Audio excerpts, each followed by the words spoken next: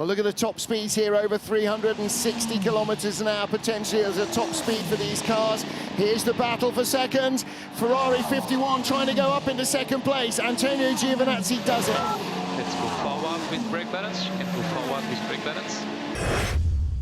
Cannoned off the Mustang, put itself in the gravel, then it went into the gravel again a second time.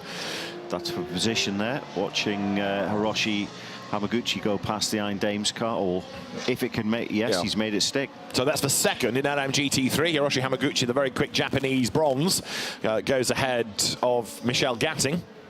Yeah, so Nick de Vries only lost 3 to 4 seconds on that outlap in Sector 2. Evenly matched. These cars, by homologation, have to be identical, but he's dragging up to the rear of the 38 This could cars. be it. This could be it. Yeah, he's got to make it now. Does it reasonably easily eventually. Got a great toe. Should be able to put the hammer down and reinforce that positional change. Matt Campbell then up into 6th place overall. 2 Porsche Penske Motorsport cars now in the top 6.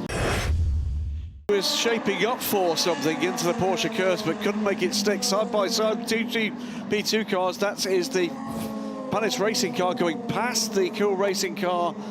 That is a lapped car, though. That was brave stuff, though, wasn't it, by Matthias Besch, number 65, for Olivier Panis' team in the leading grey and yellow car. Down to the Ford chicane they come. Unlapped himself from the 2nd and 3rd place battle.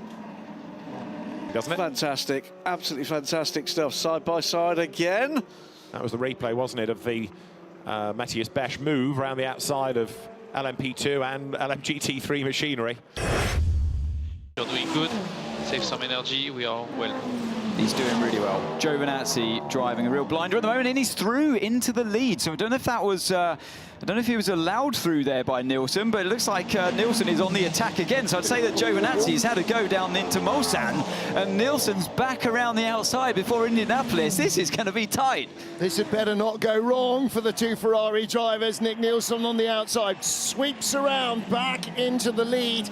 And this race, 24-hour Grand Prix of Endurance, is about making it through the 24 hours, but at the fastest possible pace. Nielsen made the mistake in Mulsanne. We talked about that braking zone being tricky, under immense pressure from his teammate. Wow, I hope this is going to continue for 24 hours. 2.2 seconds separates not just these 2, but the top 3. The 50 car from Ferrari, then Seb Bourdais in the first of the caddies. And behind Sebastian Bourdais, closing in from behind, is another Sebastian Buemi. Meanwhile, here's the battle for the lead. Niklas Nielsen steams by Lawrence Van Tor. That's not a performance advantage, that's getting the run out of the second chicane. And right behind them is the Cadillac. Sebastian Bourdais, the yellow nose, is right underneath the splitter almost as they come out of Mulsanne corner, back through the LMGT3 field for the second time. Yeah, Bourdais would have benefited there because he could attack that corner on the racing line as the other 2 were overtaking and working their way around a GT car. And behind we can see Sebastian Buemi. We're going to have the 2 Sebs nose to tail anytime soon. It's Qatar, as far as we can see. Giovinazzi is still on maximum attack. Yep. And he's about to have a go at the Porsche, which almost trips over the Ferrari, and he's done it on the inside. Brilliant opportunistic move. Giovinazzi uses the traffic, read that beautifully, and goes through. Moves that car up into 8th place. Cracking stuff, that. And it was another Ferrari, so Ferrari GT3 car obviously under instruction there. How dare. How cynical we've become in early hours of the morning. So, really good effort that by Giovinazzi, and having cleared the Porsche, he starts to get away. We understand as well that 311 Cadillac is 2 laps away from a pit stop for slicks. Right, Anthony Davidson, have a look at this. What a move. Yeah. I don't know if you can hear me. I can. You hear me? Yes. Oh, I can't hear myself. I'm on a different headset. All very strange. Yeah, that was just opportunistic in the traffic there. Well read, well judged by the Ferrari. So yeah, found his way through and seems to have the speed as well. That's the top 3. The red Ferrari, the yellow Ferrari, and the black Toyota. 4 hours of racing to go. If they were this close 2 hours into a standard WEC race, we'd think, oh, this is a great lead battle. On the outside. Buemi, has he got enough heat? He's got it, he's got it. Oh, does he stay there? Can he avoid running wide? He can. So he moves up in a second ahead of Robert Schwartzman. And the tyres apparently are what let Robert Schwartzman down. I'm not sure how long they've been on the car, but we are within a lap or two of all of these top three heading into the pit lane. In fact, most of the top 10. So the two cars that are slightly off sync who recently stopped, number 2 and number 8, or number 2 and number 7 rather, the Cadillac with the blue nose and the number 7 Toyota. There's a great onboard view of that pass. 3 seconds faster than anyone the last lap. Estre made a small mistake going through Indianapolis. That allowed Pierre Guidi to make the run on him down towards Arnage. That Porsche is not as quick as the Ferrari, but it's very wide. I guarantee there was a radio message going, he hit me, he hit me. Yeah, we saw it, Kevin.